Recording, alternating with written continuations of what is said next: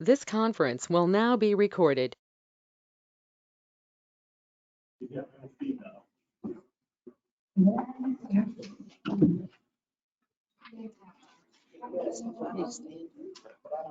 Oh, yeah, to the computer.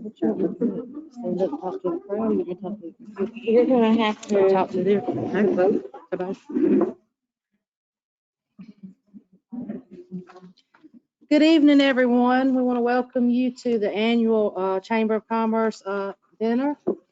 We welcome you tonight. This year's been sort of crazy, so bear with us, people online in the audience here. I hope everybody can hear us this evening. First off, I want to introduce myself. I am the chairman of the board of directors. My name is Crystal Barnes. I have some of my members here with us tonight. We have Lucinda Deason. We have Tanya Bandy.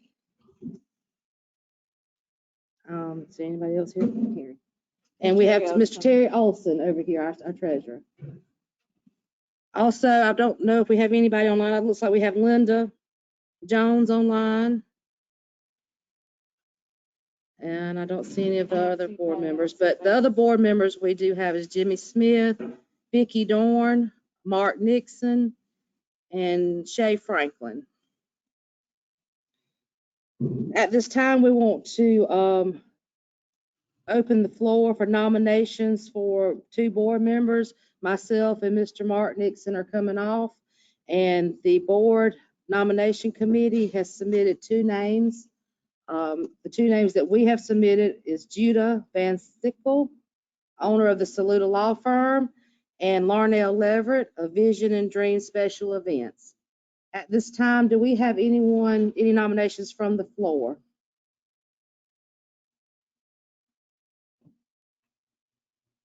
Anyone online? Are they all muted? They can click.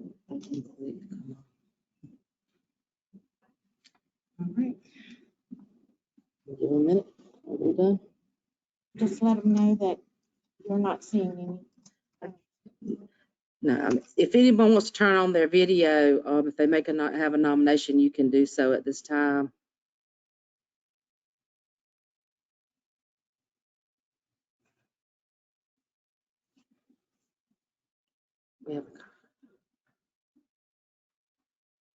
Anne-Marie says she doesn't have any sound.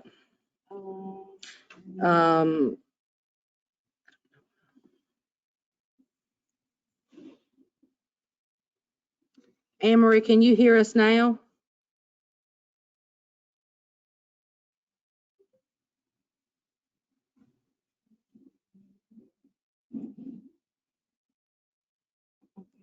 I don't know if anybody can hear us. You want to turn yours on to see if you can at least hear us? Okay, they have sound. Okay. Anne-Marie, see if you've got your volume turned up.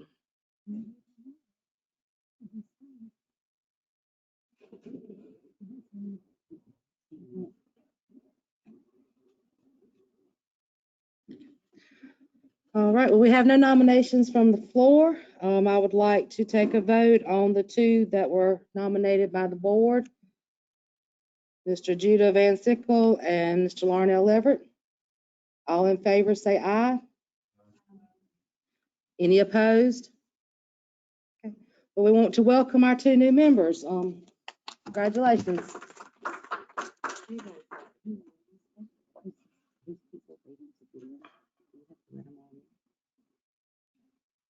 No, they should be able to.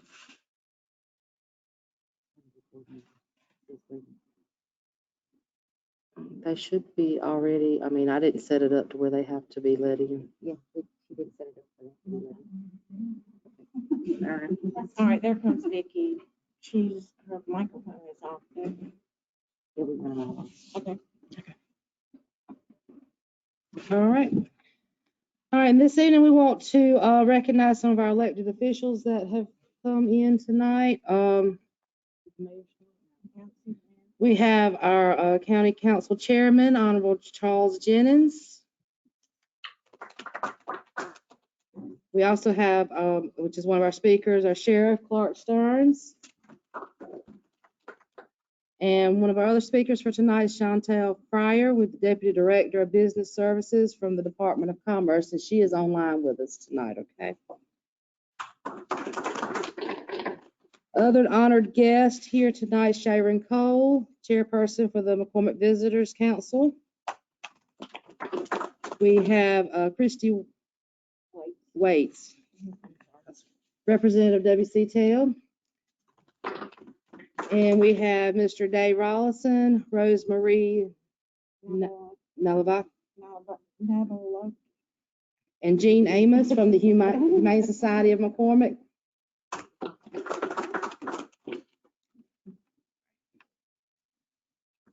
We want to take this time to thank all of our staff and volunteers at the Chamber. They've worked very hard for us all year long and have overcome the issues with the pandemic and trying to keep us, all of our events and things and our members going. So we want to thank Charlotte Talent, our Executive Director, Tony Moore, which is our communications, and she's also heading up the McCormick County Historical Commission. We have Faye Neal as in administration, Linda Woods as our financial assistant, and then all of our volunteers, and the main three for this past year who stuck through it.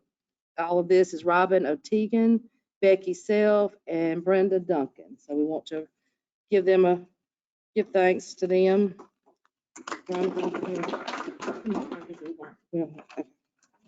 All right.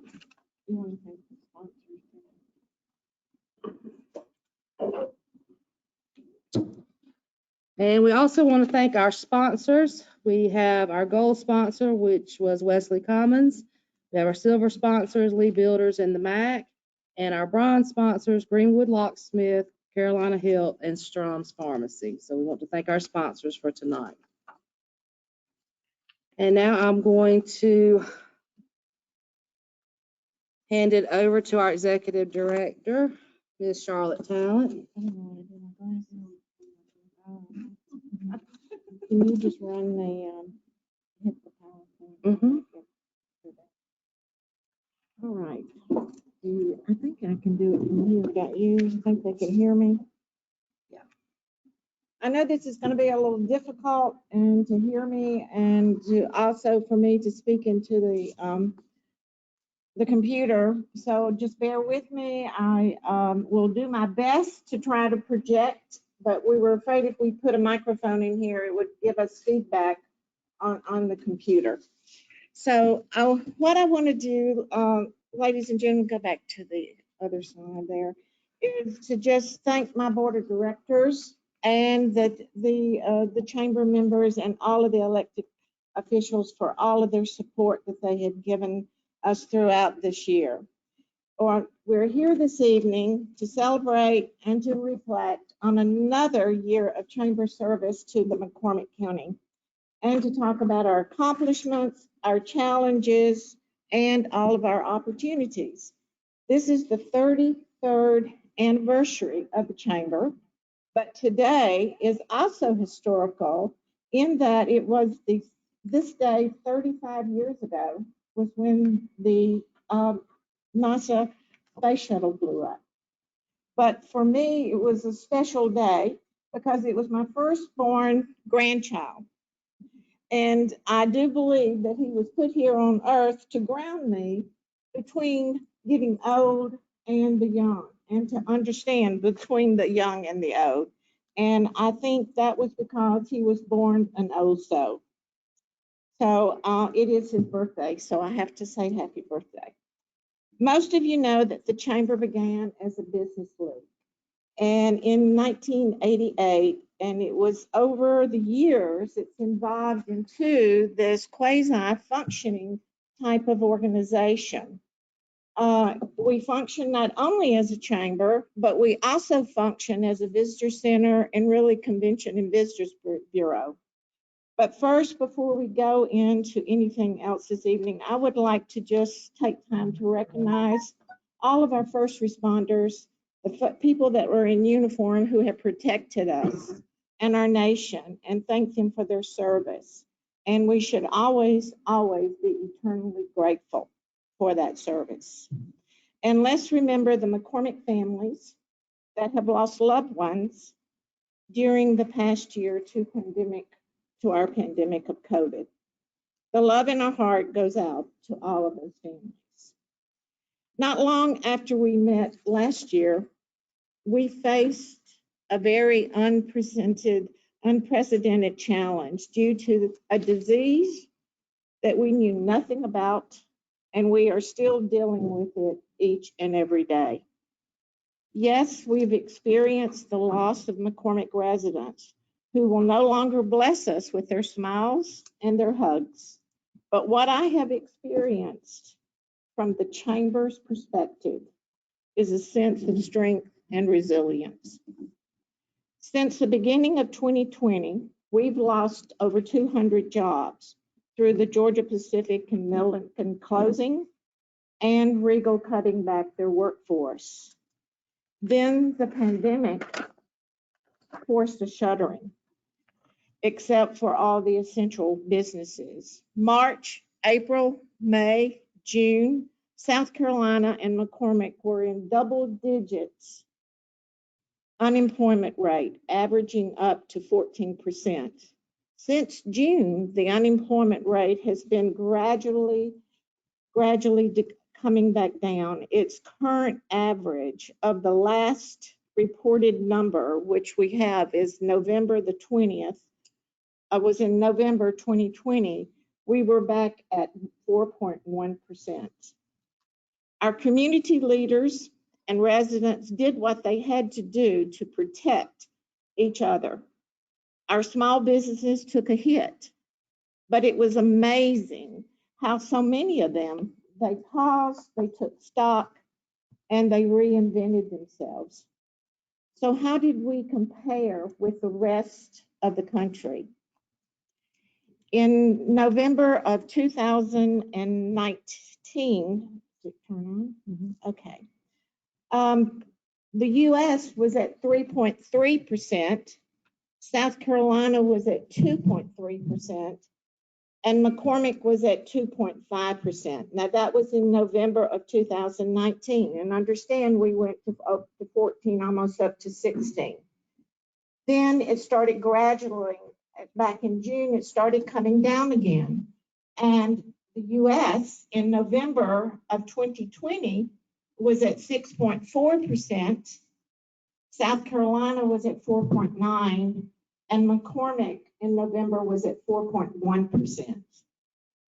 So you go to slide 5. Even though it was a year experienced like no other, I am happy to report the Chamber has added 29 new members. And just this month, in January, we've added another 7 new members.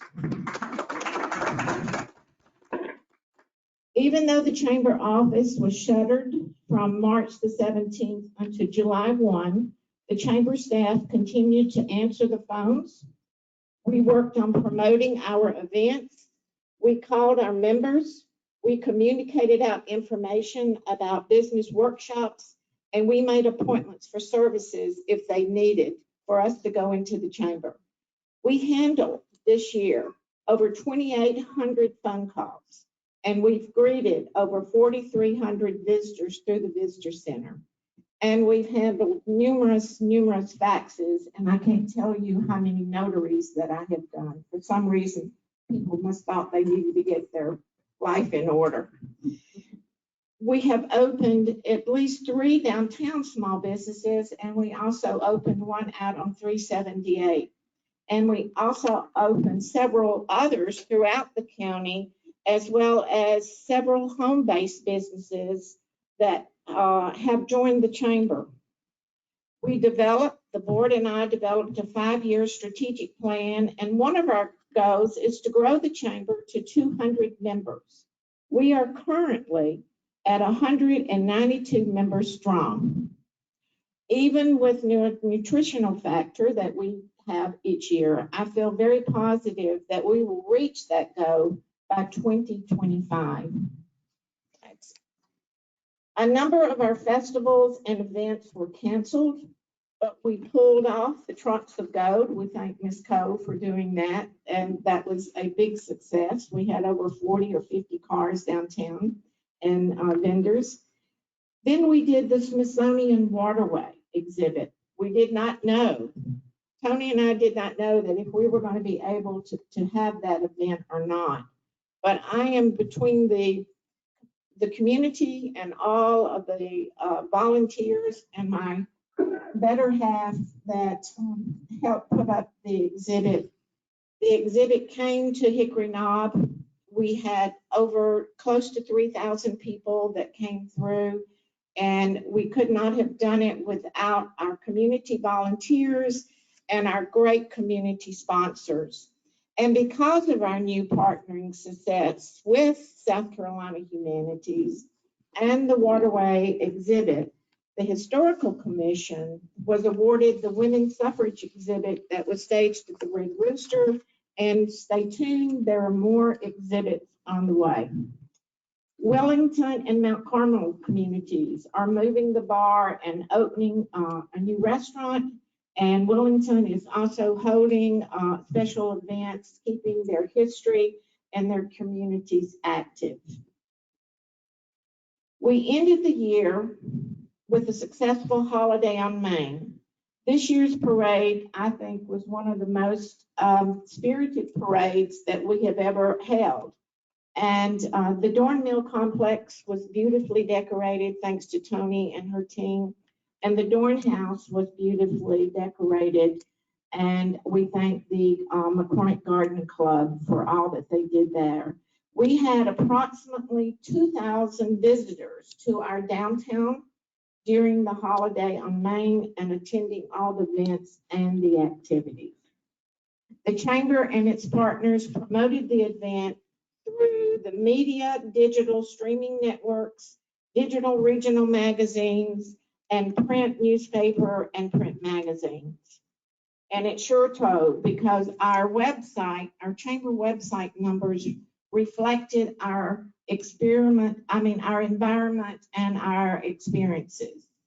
43,976 visits to our website, which was down from 2019. I'm not surprised, but post shuttering, the period starting in June, you see the trend starting to rebound and go back up to our 2019 numbers. This, we feel, was due to the Smithsonian and our holiday events, as well as folks just ready to get out and start moving around. So if you look at those numbers month by month, you will see that we're back up to our 2019 numbers. So let's highlight some of the other projects throughout the county. Savannah Lakes has added 94 new home starts, most ever in a single year in the Savannah Lakes village history.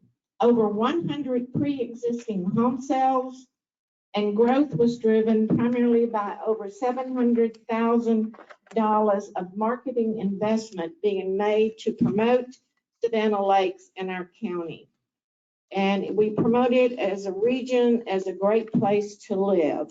It's also interesting to look at maybe three factors that could be partly, in part, to really drive these economic drivers up here. Sustained, historically low mortgage rates could be another factor. A desire to exit urban areas with high infection rates of COVID-19, and our retiree-friendly tax policies with relatively low property taxes. So we really, if you see quite a jump from 2009 all the way up to 2020. And I believe Kirk told me that we have either 7 or 9 new home starts in January. Next slide. So let's look at some of our other projects. I know y'all think that all this didn't happen in 2020 with COVID going on, but it did. And when I started putting this together, I thought it would be a simple 2 slides, but as I sat down and started reflecting, it just kept coming for some reason. So good work over there, Councilman Jennings. If I know that you may not remember, in 2020, we actually did a census. And I will tell you that was a difficult job in this type of environment. So kudos to us for getting through that census year. John D. LaHouse School of Agriculture began their first school session with over 30 residential students, and the state legislature passed the bill and signed it by the governor to become the South Carolina Governor's School of Agriculture at John D. LaHouse. This is the first high school of agriculture in the nation. We need to give ourselves a hand for landing that. That is a very good thing for this county. Plum Branch Yacht Club and Marina down in Plum Branch received a grant and has expanded its facilities and services, which is growing and attracting more tourism and bringing more tax dollars into our county. The MAC was gifted with a $2.6 million by two special donors, which 1.6 of that goes to bringing the MAC's building up to code through a major renovation, which is scheduled to start sometimes this year. And by the way, they will be relocating during this renovation time. The artisan gift shop and their administrative office will be located in 218 South Main Street. And we will be holding a ribbon cutting for that on Monday, February the 8th at noon. And you're certainly welcome to come. These accomplishments, coupled with the county's beginning of the next Capital 1 cent sales tax project, which is the EMS complex, is being constructed as we are here today, and it's underway, and it's located to the side of the administration building on Highway 28. Wellington on the Way has their new buildings awnings already installed. And the planned EMS Northern Substation, which will be located near Wellington, the land has been surveyed and the project is scheduled to move forward. So the town of McCormick also completed phase 1 of streetscaping, and recently they received word they have been awarded another $750,000 grant, which they will start on the second phase of the streetscaping in downtown towards the spring and summer of this year. So yes, folks, it's been a tough year for McCormick. Maybe our cheese was moved around somewhat, but we had to work a little harder by keeping our eyes on the goal. But we are still moving the bar. So let's stay safe and healthy. And my advice to all of us is to just work harder to keep our souls happy. Because happy souls, in my eye, is a more productive soul. So that, ladies and gentlemen, is our report for 2020, the Chamber of Commerce. Give yourselves a hand. You did a great job.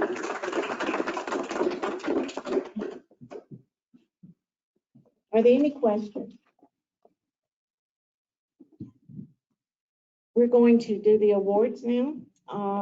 And I just wanted to say that this year, with our awards, when I was talking with the board about that, I said, you know, this is a year that their action people come to light. And so when we were thinking about the winners, we thought about these two organizations is how they stepped up when this pandemic started. They could not let down. They had to keep going. They had to produce, and they had to help the community. So I'm going to turn this over to Crystal, and she's going to and talk about each of our winners. And they're here tonight, thank goodness. And so we're going to go forward.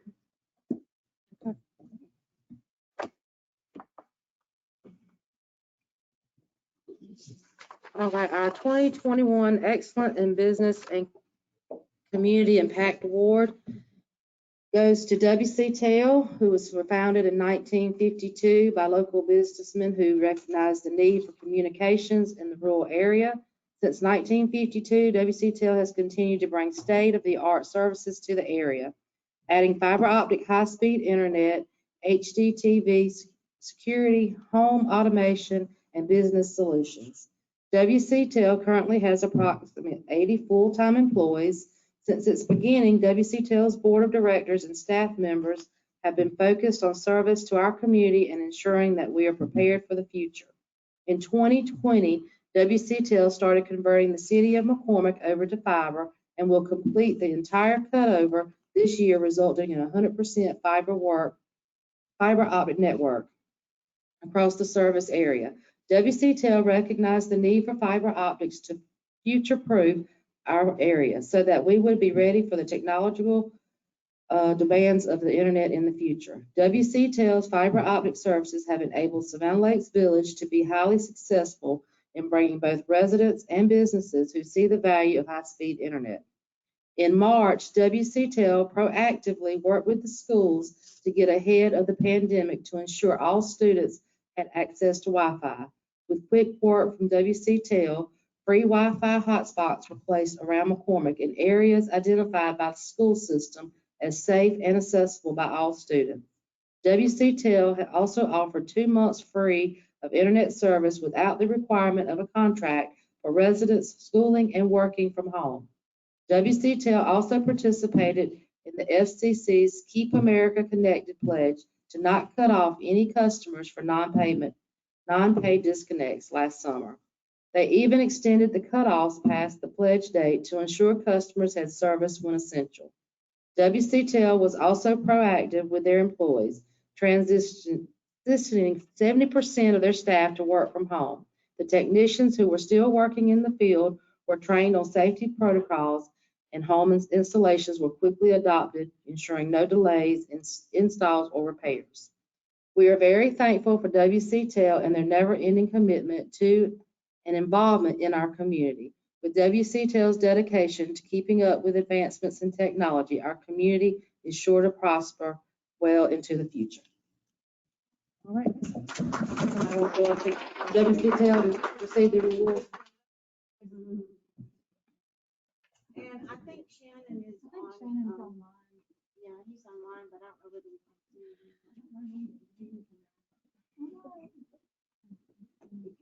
Yes, he's on there. All right, smile. Couple. Okay.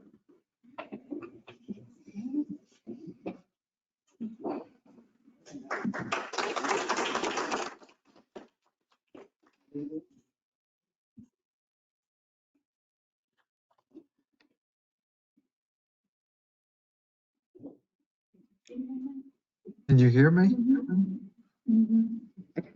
Yes, sir, you're on. Would you like to say a few words? If you don't mind, I would love to. This is such an honor to be able to do that. And thank you for Lucinda and Christy for being there to represent us. Tonight is our board meeting, and our board of directors sends their regards and an appreciation for such an honor. And it is kind of unique that this year, our company went from, never having anybody work from home to about 70% of our staff working from home, and being able to adjust and try to do things to support the community is kind of what our company strives to do. And we appreciate the representation of I don't know what that was, Lucinda and Christy, but we also just recently hired a McCormick native, Tanaya Young, to our staff. She's a graduate of Lander University, so we're so excited to have her on our team. But we certainly appreciate everything that McCormick has done to support our company, and we look forward to continuing that in the future. So thank you very much. We appreciate everything you've done. You're welcome. We thank you too.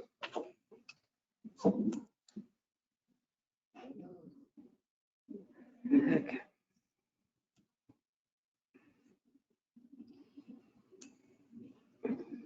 I'll Figure it out in a minute.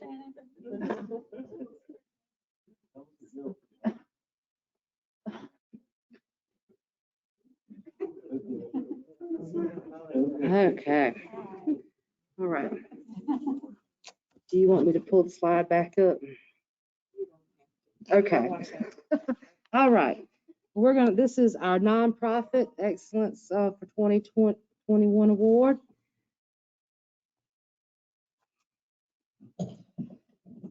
And it goes to the Humane Society of McCormick County. They were formed in September 2000 by a group of like-minded volunteers determined to improve the lives of abandoned dogs and cats. HSMC is a private, nonprofit, no-kill organization that does not receive any government funding. As many here may already know, McCormick County does not have an animal shelter of their own, nor an effective animal control program to serve a county where 54% of the population is at the federal income poverty level or below. That leaves HSMC as the sole defense against having a county overrun with unwanted and uncared for cats and dogs. Every cent of operating capital is raised by the fundraising efforts of volunteers, whether through grant writing, soliciting monetary donations, special events, a recycle program, a candy and nut sale, or the generous donation of used and new goods to be sold in the very successful resale store known as the Garage. Their efforts and the generosity of those that believe in them has enabled HSMC to purchase a 50-plus acre parcel of land and build a campus that includes both a dog and cat shelter. At the shelter, abandoned cats and dogs and their offspring receive veterinary care, food and shelter, and more importantly, love and socialization skills to help them become ready for a forever home. HSMC tackles the problem of overpopulation by offering an aggressive, low-cost, and sometimes free spay and neuter program under the slogan, "No more litters, fix your critters." While other nonprofits had to put their programs on hold while the COVID pandemic raged on, HSMC still needed to be operational to service the nonstop arrival of cats and dogs and to keep the spay-neuter program running. HSMC met the challenge by aiding those in need of help by giving out more pet food and by changing adoption procedures to allow for phone interviews, email and paperwork in advance, and scheduling appointments to provide more social distancing. They also allow pet owners to drop off their pets directly at the vet's clinic rather than the group's van. Congratulations to HSMC for managing to care for 228 cats and dogs in the year 2020, for spaying or neutering 272 cats and dogs, adopting out 106 animals, and transferring 72 more to other no-kill shelters. Even in a pandemic, you can't keep a dedicated group like HSMC down. Congratulations, y'all may come forward to receive your award.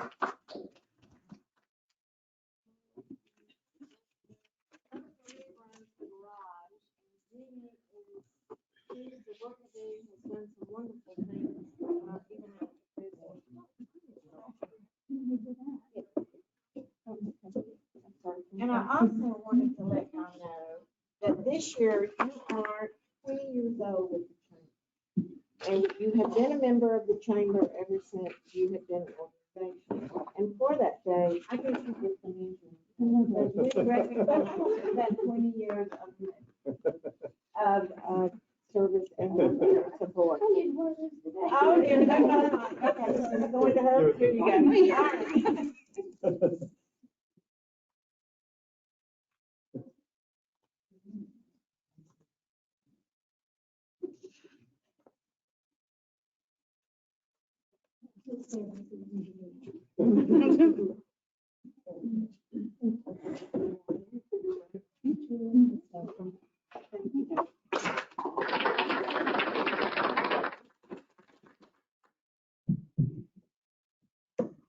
Okay. I certainly do appreciate all of you folks that are out, and I guess I did to call you the go-to meeting land, because I believe that's what we're on. We have so many applications now we do between Zoom and Microsoft Team and GoTeam. I do see that we have approximately how many people online? About 16. That is great. We certainly do appreciate you taking time to come in and join us. I was trying to see if there was any of my new members out there. I thought I saw Mr. Garner. Mr. Garner there. He has a business called, this is his name. I do make sure, Nick, that I get this correctly. It's called Go Jazz. And that's GOXAAS. I'm not going to tell you what I called it when I called him up and said he had signed up online to be a new member, but he is an IT provider. And he probably could have been a big help to us today because we struggled up here. And Nick, we really, really appreciate you joining us. You moved here from Baltimore. Where were you? I can't remember. My family is, some of my family's living down there, and I'm from Annapolis, Maryland, and I have family there and in upstate New York and a couple other areas around here, and I wanted to become a member of the community down there. Oh, and my name is Joe's Ass. Well, thank you for joining us, and I did want to recognize you as a new member to the chamber. We appreciate that, and one of these days you need to get into the office again. I think the last time you came, I was busy, and I didn't need to speak with you direct, but just wait, you're going to be called on. Trust me, after today, and but Crystal's done a great job. Thank you, Nick. Thank you so much. All right, I would like to now introduce you to our speaker who is with the South Carolina Department of Commerce, and that's Mrs. Chantel Fry. Chantel is the Deputy Director. Have we got her on yet? She is the Deputy Director of Business Services in South Carolina Department of Commerce. So Chantel? Hey, good afternoon. Good evening. Thank you. Can y'all hear me? Yes, ma'am. You can hear? Okay, great. Thank you all for inviting me to speak tonight and be part of your meeting. I've been enjoying hearing all the good things that are happening. So I really appreciate the opportunity, and Secretary Hitt sends his regards as well. So as you know, the Department of Commerce is a state agency. So I'm from the government and I'm here to help. A little bit about me. I serve as Deputy Director of Business Services at the Department of Commerce, and our division houses 5 different programs ranging from everything from recycling to a business retention and expansion program for our existing industry. We also do supplier outreach where we do business-to-business matchmakers, and we have an online sourcing system called Source SC that's free to businesses to enroll. We also have a small business program, and we support the state's emergency support function, that's ESF, and the number 24, that's our group, ESF 24. And that typically in the past has been for, hurricanes and tornadoes and ice storms. But as you all have alluded to, COVID has taken over our lives in many ways. And so we have a couple folks at our agency who are really integral into the emergency management and planning for vaccine and for a number of other areas.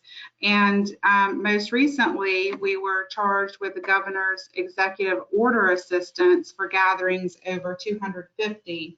So if you are getting together in a group of 250 or more, you need to fill out an online form request that comes to myself or my boss, Ashley Teasdale, and then we look at it and make sure that you have all your social distancing, mask requirements, traffic plans, seating requirements, all of that.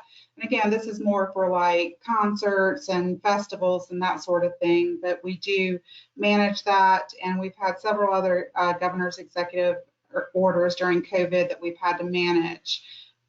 In addition to our group, there are several other divisions. You may be familiar with our Global Business Development Group. They work with our existing industry and our new company investment in South Carolina. So we've got quite a robust team here, about 100 employees plus some temporaries. So we have been rocking and rolling despite the COVID pandemic.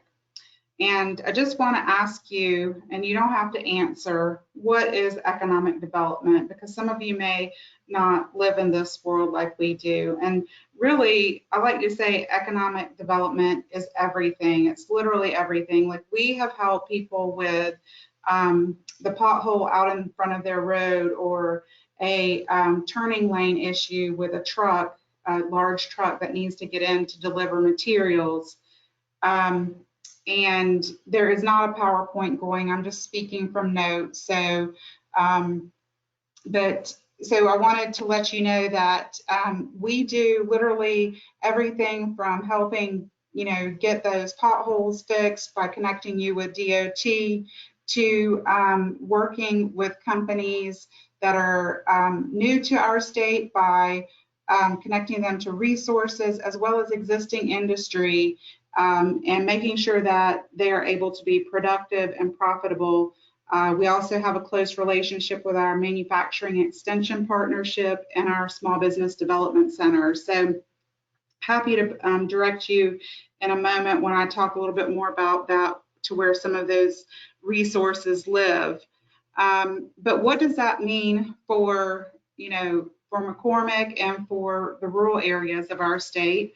Our job is to provide those opportunities, and it includes communities of all shapes and sizes. So with about 14% of the state's labor force that reside in non-urban counties, there's really a tremendous potential for our state's rural communities. And so I heard in the earlier presentation, the diversity of people coming to the residential neighborhood that you were talking about.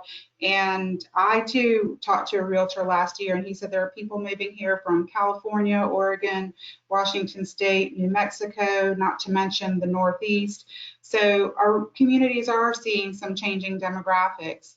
And for a lot of our rural communities, we know that there are challenges in getting those big initial investment wins. So as an agency, we just want you to know that we're committed to your community, as well as assisting all of South Carolina's 46 counties.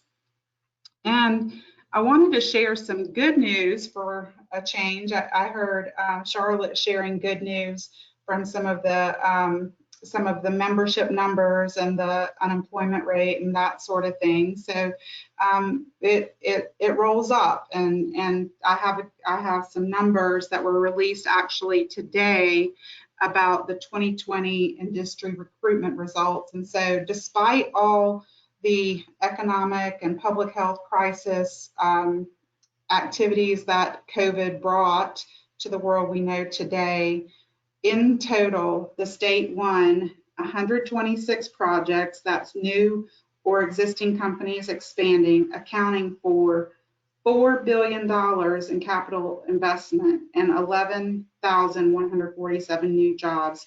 By comparison, in 2019, we had $2.4 billion in investment. It just blows my mind that we are able to see, the increase in investment in a year that was topsy-turvy, roller coaster, call it what you will. It was definitely unlike anything that any of us have experienced. And so a lot of that is attributed to Mark Anthony Brewing. They're the ones who make the Truly seltzers and the Mike's Hard Lemonade, as well as the Charlotte Panthers investment up in York County. So those were a couple of big wins. But not only that, we topped $1.1 billion in rural investments in 2020. We nearly doubled from 2019.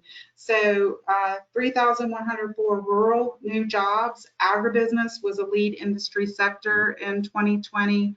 And one example of that is the announcement of the Agriculture Technology Campus in Hampton County. It was a $314 million operation that is going to create more than 1,500 new jobs. So all along the way, from whether it's the machine shop that's supporting our existing industry, to to the agencies, to the organizations like yours. We continue to work with the county leadership, our ally groups, and the General Assembly to make sure that those resources that are available, we can address those with the most immediate needs facing our state's rural communities. So as part of that, I think I mentioned earlier, South Carolina Commerce has an existing industry team, and we are dedicated to assessing our rural counties and determining what the areas of opportunity are in each. And so Ray Davidson from our team here at the Division of Business Services is the existing industry manager that can help the manufacturers in your county stay productive and profitable.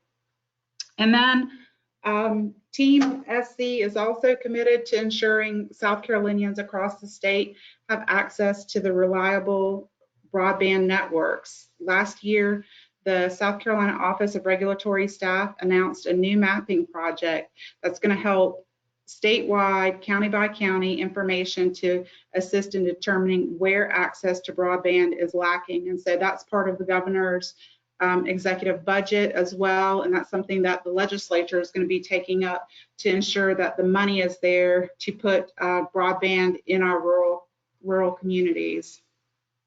So I'd like to change tack a little bit. COVID recovery. So we're almost at a year now since COVID-19 first emerged, and during this time we've faced an economic crisis unlike any other in my lifetime, in your lifetime. And so we have to balance protecting lives while ensuring livelihoods. And so we feel like we're in a better starting position than many other states because of our sustained economic development success. So that means that our state's manufacturing community has learned to be adaptive and flexible. They've pivoted operations to make opportunities come around, like Zverse. They're a 3D printing company that's now making face shields. A recycling company in '96 uses scrap plastic film to make disposable gowns for nursing home healthcare workers. So two companies that pivoted.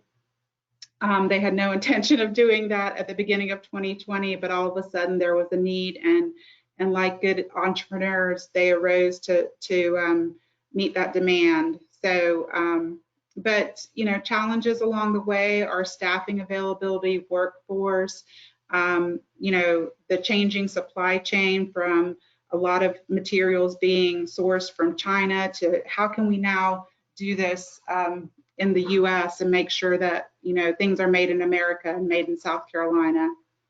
So we continue to coordinate with the governor's office, the General Assembly, and local leaders to develop and refine our strategies for rural areas moving forward. And to that end, Commerce is hosting the 31st annual South Carolina Rural Summit. It'll be March 1st through 2nd, and it will be held virtually. And so I'm happy to send Charlotte that information so she can disseminate it to the group here. And we hope that you can participate in the event. You'll see some really neat speakers talking about what they've done in this COVID time and what workforce strategies are out there for rural advancement in South Carolina. So we ask that you stay tuned for more information on that.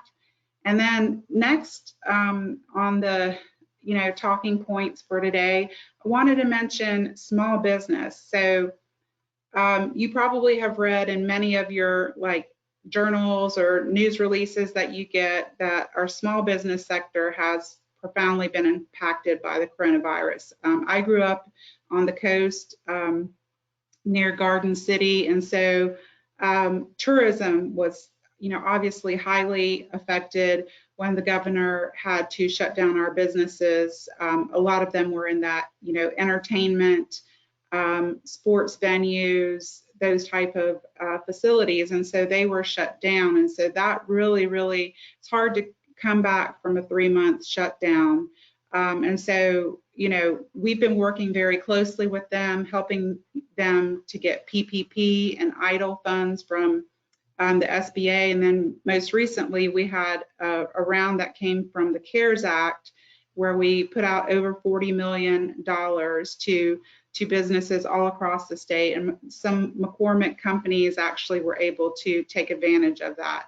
So, you know, South Carolina businesses, they account for more than 99% of private employers, and that is, you know, a huge number. So we have to support and provide resources for all of our companies.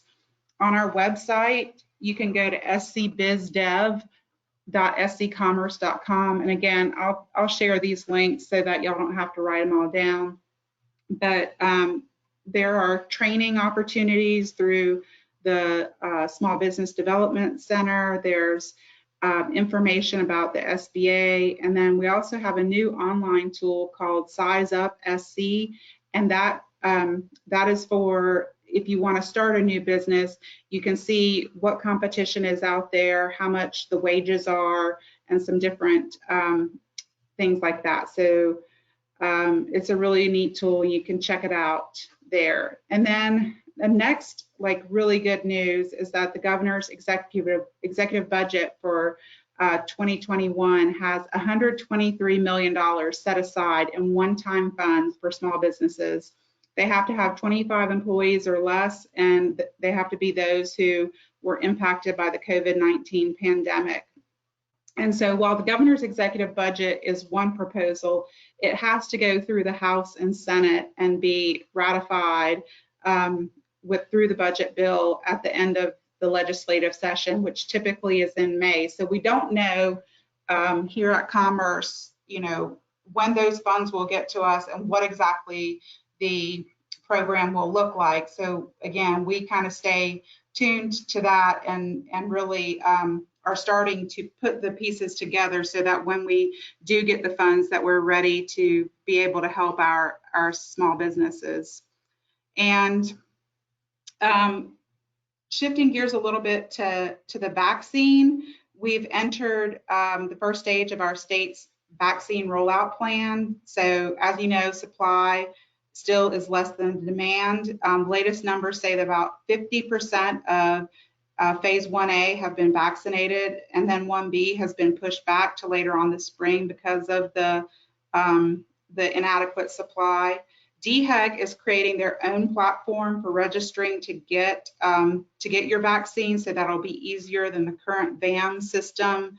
A lot of our, like my mom and other folks who are in their 80s are just having a really hard time using that VAM system. We need something that's easier for our folks to be able to register. And then another thing that might be on your radar screen, but I'm not sure, DHEC created a survey to find out which employees are, you know, essential, and essential means like who is highest risk.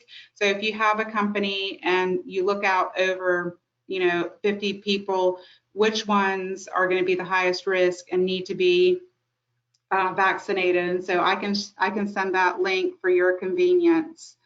And then, you know, really, I just like to close with the fact that our business community participation is going to be vital with assisting DHEC to make sure that the COVID vaccination plan goes as easily and as smoothly as possible. And so with everyone working together, I think we can all do our part, you know, to protect the health and wellness of South Carolinians, our businesses, and the folks in our communities.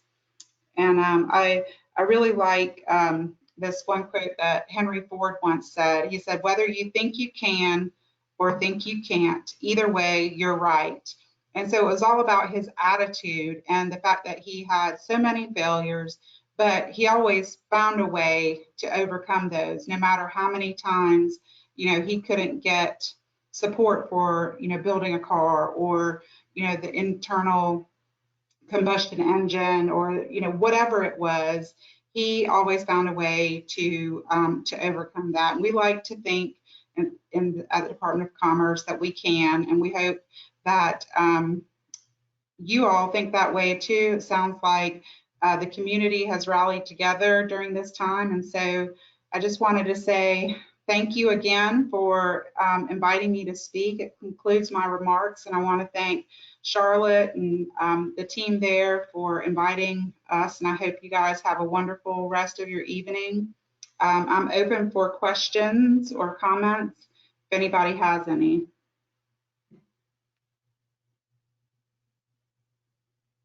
Anybody have a question, anything regarding COVID or anything like that? Chandel, I don't think we do, but I certainly do appreciate you being with us this evening and giving us an update from the Capitol, and I'll be calling you. How's that? Perfect. Thank you Okay. all. Thank you.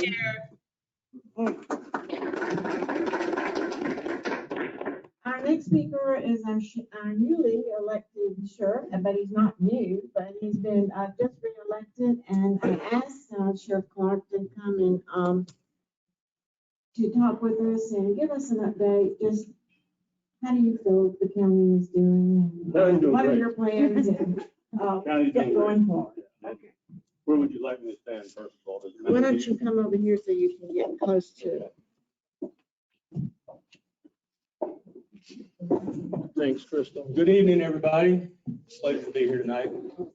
See everybody. Charlotte asked me to give a kind of a snapshot from the law enforcement side of where the county stands. She told me I had until 9 o'clock. She also told me that if I was done by 6:30, that she would notarize my next document for free. But no, the county is doing great, to answer your question. I just got to share a little humor. I have a friend who lives in Plum Branch, and every morning between 7:15 and 7:30, she calls me to tell me if a car or a truck is speeding in Plum Branch, if the lake level is low or high, if there's litter on the road, whatever the case may be. There's too many boats at the yacht club. You name it, she talks about it. Well, this morning she called me and I was like, okay, what's the matter? She says, well, it was 72 degrees yesterday. And I said, I know. She said, well, it's cold this morning. I was like, well, there's not a whole lot a sheriff can do about that. So you're talking about the weather and why people are moving down here. The climate is part of it. But again, Charlotte asked me to give a snapshot, and I got to preface with a couple of things that lead up to what I'm going to tell you as far as stats go. 2020 was a heck of a year, no doubt about it. January and February were pretty normal. In the sheriff's office, 8 of 20 people were out with some sort of virus that lasted them 5 to 10 days in January and February. The doctor said it's not the flu. They couldn't tell us what it is, so we assume it's a virus. If you ask me, it was probably COVID, pre-COVID, before we even knew what COVID was. Mothers of some of my deputies that are in here had it. I had it. Bad experience. But then COVID hits. Okay. So our year started out with a pandemic and executive orders coming from the governor's office every day, sometimes twice a day. With that being said, we have a pandemic in place, then we have civil unrest all over the country, and then you throw in an election, not only national, but local, that affected Mr. Jennings and I, and it basically made a perfect storm for catastrophic events for some of us. McCormick survived the storm. Okay. We had a couple of events that were sanctioned events where some speakers met with some church members who also included law enforcement, EMS, and emergency services involved in the meetings. We actually marched hand in hand, arm in arm, with masks on, with protesters around the MAC. It was flawless. It was peaceful. It's the way that an organized event should have been. No complaints from anybody. The Chief Justice of the Supreme Court sent out orders as far as court proceedings. Basically, he said, don't have them, in a nutshell. We had to fortify our courtrooms. We had to put up safety shields. Everybody had to have masks. There had to be hand sanitizer, the whole gambit. If somebody came in for a court proceeding, then there had to be a 10 or 15-minute cleanup period between them leaving for the next person to come in. All right. As the pandemic progressed, so did the strictness of the court orders from the Chief Justice. And basically, as of right now, there is no in-person court. There's no jury trials. There's no getting juries together. There's no getting witnesses together. There's no grand juries. There's absolutely nothing. If they can do it on WebEx on the computer, which is going to be the new norm for a while, we think, then it can happen. But basically, we haven't had court since last March. Okay. One of those orders also says, in a nutshell, to paraphrase, keep everybody you can out of jail. We don't want to fill the jails with people that haven't been tested, could be sick, coming from Georgia, coming from California, coming from Wisconsin, Oregon, wherever they're coming from, keep them out of jail. Thus far, since the start of the pandemic to today, McCormick jail has not had one single case of COVID-19 as far as prisoners go. There's been a couple of staff members that have tested positive. I've had 2 deputies since March of last year. One tested positive, he actually had COVID, and the other one had to quarantine because his wife, significant other on the same roof, had COVID. Right, so when you take those 2 working deputies out of a workforce of 10 people on the patrol, it's pretty drastic. Right, but so far, only 2 out of 20. Go over some stats a little bit. I'm going to go with the stats. People always like to hear stats. I'm going to gloss over these pretty quick. I'm happy to report there were no murders, manslaughters, or rapes in the county of McCormick in 2020. That's a victory. That is a victory. Especially since everybody has been stuck at home with their wife, their husband, their kids, significant other, whatever the case may be. Remember when this first started, the executive orders came out, you can't go outside. Okay? Now, my domestic issues, on the other hand, they went up 50%. This year alone, we had 602 calls for service for domestic issues. 602. Now, if somebody calls in 911, they hear an argument in the background, we're going to send deputies as a domestic issue, or they're going to say whatever they're going to say. I'm fighting with my wife, I'm fighting with my husband, I'm fighting with my kid. 602 times a 911 call came in that way. Of those 602, only 45 were actually domestic, physical domestic crimes where somebody had to be arrested. With the Chief Justice saying, try not to put people in jail, our magistrates were also saying, try not to put people in jail. So we did it. So they come up with diversions and alternative measures when somebody needed to be arrested. Usually it's a traffic ticket or a summons. All right. So if, for example, somebody committed a petty larceny, we would write them a courtesy summons and say, show up to court in 30 days, and they wouldn't have to go to jail. Okay, so we were diverting, which will skew our numbers that I report to the FBI and SLED for the year. However, I'd like to say that they're still pretty substantial.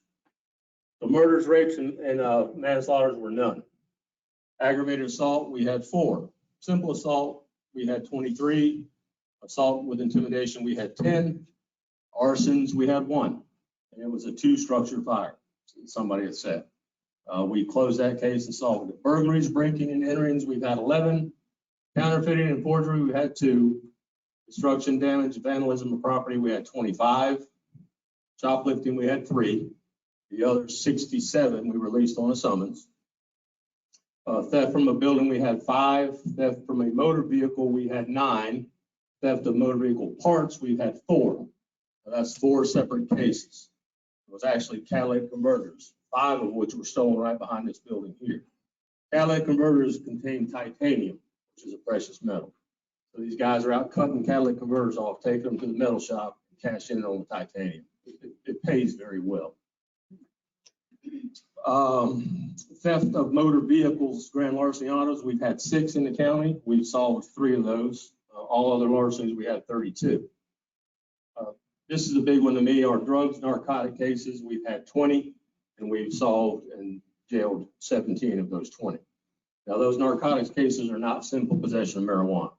They're dealing with opioids, manufactured drugs, high-level stuff, which carries felony sentences. We had 20 cases in 2020. That's not bad. That's actually down 17 from the year before. Weapons violations, we had 9. We've closed 7 of those. The group B arrest charges like disorderly conduct, we had 3. Driving under the influence of either alcohol or drugs, we had 3. And liquor law violations, we had 1. Littering complaints that are prosecutable, we've had 17. Animal complaints and animal cases, we had 88 this year. thank you very much to the Humane Society for your contributions to us as far as helping us take care of the animals that we confiscate and remove from homes. That's glossing over it. We put a total of 171 people in jail for trying to keep people out of jail. Okay. We put them in jail, and unless it was a violent felony, the magistrates would bond them out the next day. But what that did was still exposed our jailers and our prisoners to a potential COVID. Okay. The pandemic's affected everything that we do. WCTEL put up hotspots all over the county. You put up hotspots all over the county. The kids are out there getting free Wi-Fi and doing their homework from the cars in the parking lots. Well, it could bring sexual predators to that area, knowing that there's kids there doing their homework. We had to patrol those. That added another element, another layer of what my deputies had to do in their shifts to patrol them. And we patrolled them at least once every shift. Personally, I want to thank WCTEL because while my deputies were patrolling those areas that had those hotspots, they could do the reports from their car by hitting the Wi-Fi themselves. So, I mean, countywide, not such a bad year. I mean, actually a real good year as far as violent crime goes. Compared to the rest of the state, where we were second. There was one other county that had less than us. Their population is about 1,000 more than us. So we still had our fair share. A lot of the stuff we had was construction thefts from all the new building going up. Charlotte mentioned 94 starts this past year. On the last 2 years, countywide, there's 250 new homes that have been occupied, counting Modoc Shores, counting Savannah Lakes. Lost Wilderness has new construction. There's new construction going up everywhere. We did lose some businesses. Okay, we're making up with real estate. There's plans for an RV park. You know, it's going to be 20 acres down here in Hamilton Branch. Who's going to police it? I am. We are. That's going to add another element to us. My deputies are all eligible to take the 1A shots. In fact, 5 of them have been scheduled and gotten their shots already. The first shot, they'll get the second one 3 weeks later. But there's six more scheduled for tomorrow, and I think 6 more scheduled on Saturday. So we got in the 1A tier. New Hope Baptist Church, and I just want to share this. They had a vaccine distribution center a week ago Wednesday and last Saturday. We patrolled that. It's for the age 70 and over group. We patrolled it. We sat there for parking, traffic enforcement. There were only about 2 people show up every 10 or 12 minutes. Severely underused. I mean, that was a chance to save people from driving 25 miles north. All right, so it's severely underused. I don't know if DX coming back or not. As soon as if I find out, we'll put it on our Facebook page. But I mentioned the election. Who would ever think that a letter from the White House would come to McCormick County? But the former president did put out the police reform bill, and the police reform bill reached every law enforcement office in the nation that applies for any sort of federal grant or federal funding. That's us. Every year I write a grant for the Justice Department to get federal monies for something, whatever the case may be. The stipulation on his letter was your use of force policy based on all the civil unrest in the county had to be certified or accredited by an agency from the state.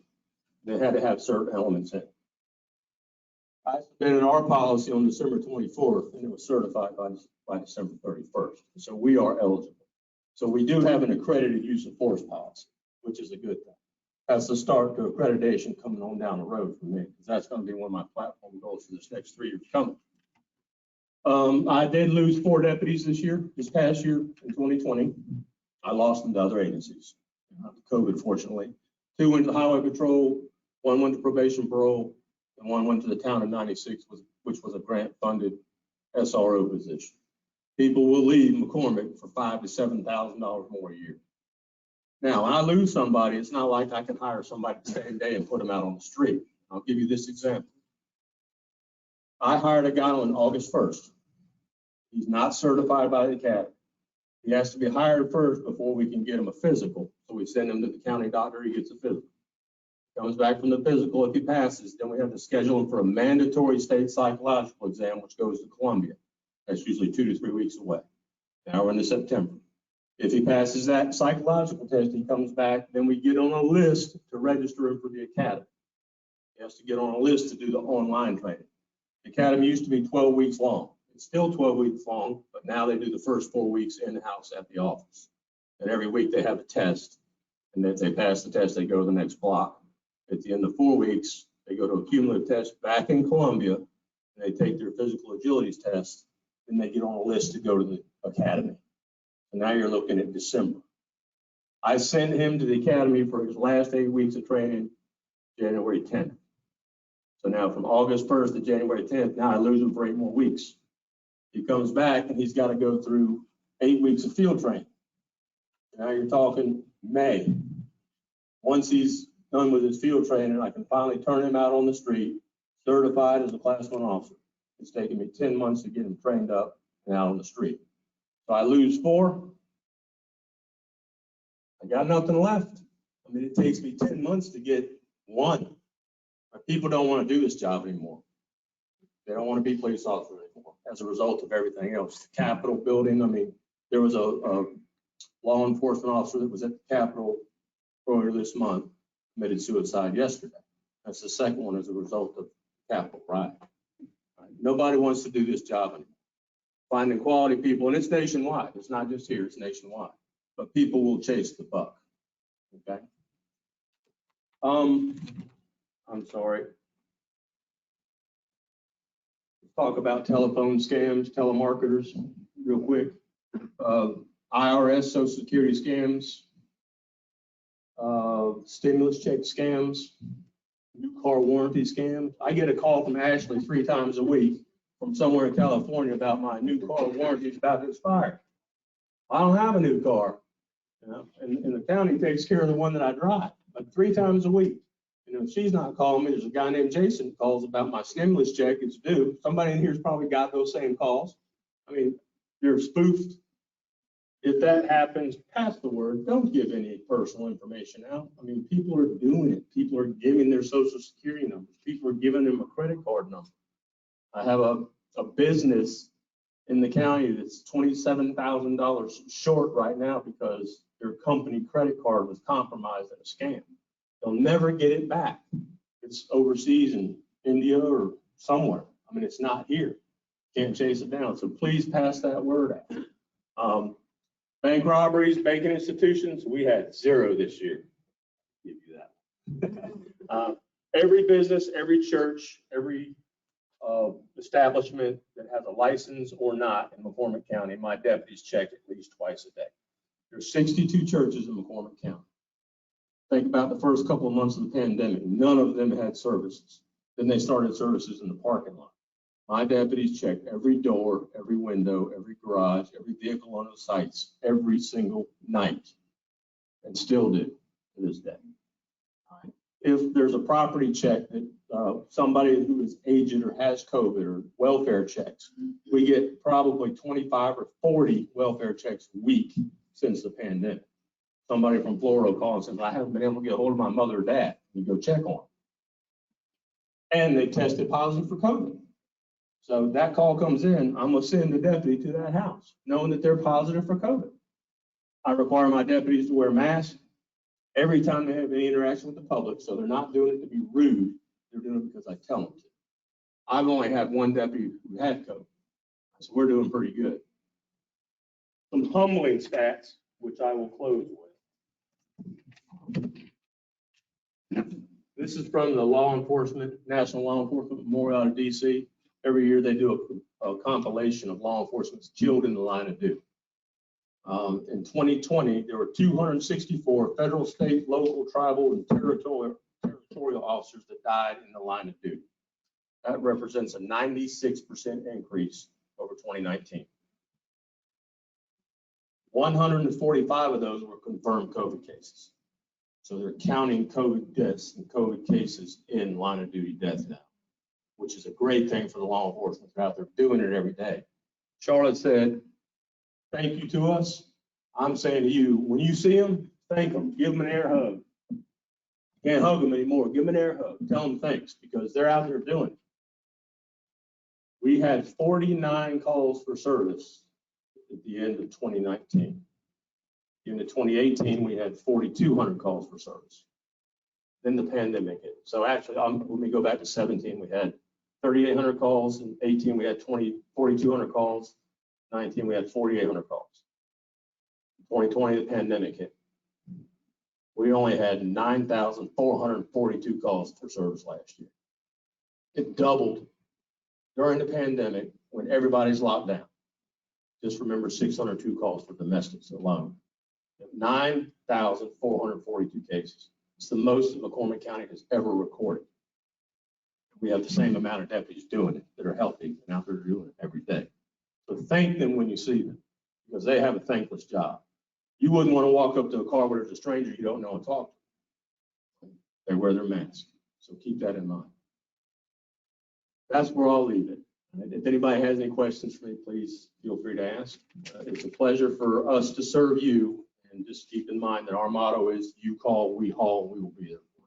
Yes, sir.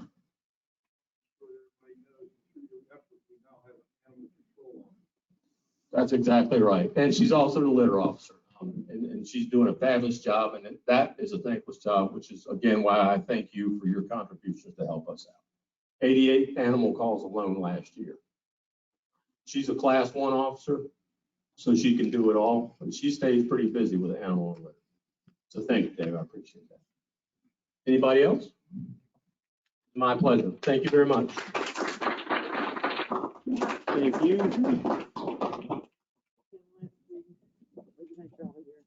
Oh, yes. This is in person, This is in person. and this is the online. Let's do the online first. Okay. You do it too? Mhm. Okay, we're going to, I know that they're serving the food, and I had put out that we were going to do a drawing for 2 gift certificates for the people that joined us online.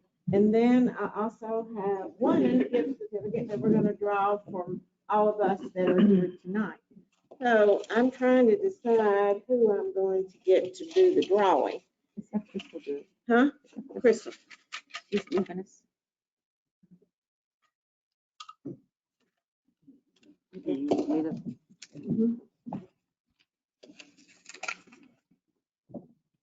Okay, our first winner from online is Mary Lou Seymour. Is Mary Lou still on there?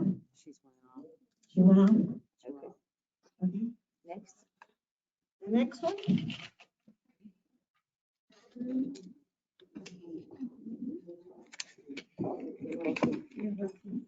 Yeah, put them all right here.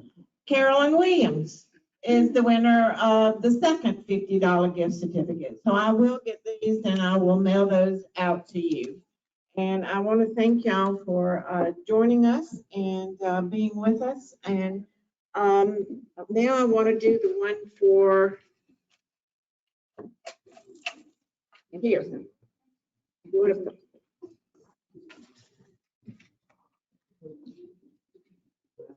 We got two.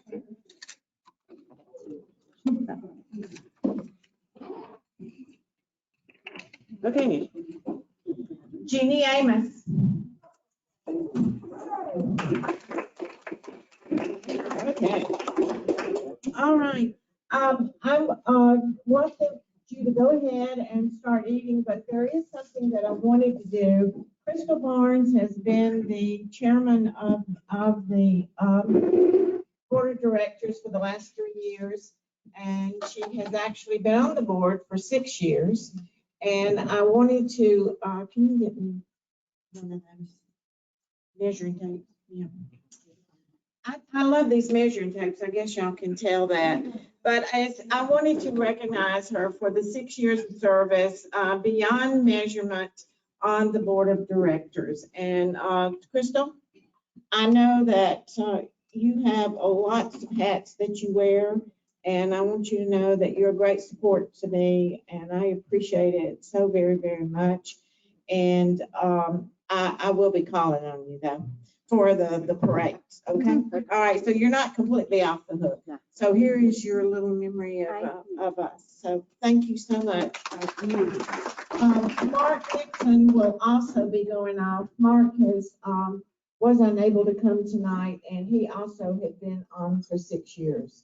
So I do thank both of them, and for our two new board members, I don't know if either one of you would like to speak. I know that Judah, you didn't know that you got elected. You came in after the election, but you are on the board. And I didn't know if you wanted to say anything. You, Larnell, you don't want to speak? Okay, but I don't know, Judah. Judah is from Saluda Law. He is the first, I think, attorney that we've had on the board. We appreciate that. So if you want to come say something while they're all getting their food and ready, we can let you do that. And ladies and gentlemen, if y'all want out there and go to meeting land, is if you want to stay with us, that's fine. But you can be dismissed. And I'm sorry, maybe next year we'll get to have our meeting like we normally do. Right, Anne Marie? We have 120 something people usually that comes, and I just could not do it this year because of just practicing social distance. So thank you so much, and come see me in the chamber, okay? Thank you. Thanks, Charlotte. I just want to say that I'm incredibly honored to be a part of this. I've had the opportunity to get to know Charlotte over the past couple of years, and y'all hear me? And one of the things that I know is that in my lifetime, the entire 11th Judicial Circuit is going to experience a tremendous amount of growth. Everything from Lexington to Saluda, McCormick, it's coming. And I'm looking out at this, Lexington Tri-Counties, and I just see the opportunity that we have. And I think that McCormick has so much promise, especially with WCTEL, and especially with Savannah Lakes Village. I had a federal case recently where I had a Chicago defense attorney that I had been working with. At the end of the case, he kept coming down here and he kept talking about how great the lakes were. And recently I said, hey, Kara, do you want to talk to my buddy from Chicago? And he was excited about the opportunity to, get connected with the opportunity to buy a home on a lake and talk with Kara up there at Lake Realty. Remax. And so I just think there's so much opportunity, and I'm excited to be a part of this, and especially the chance to get to work with Charlotte. I've got to say, we have an excellent executive director. So thank y'all so much. I look forward to working with everybody. Thank you. We appreciate Larnell, but he's going to pass on speaking. So everybody enjoy your meal, and thank you for coming.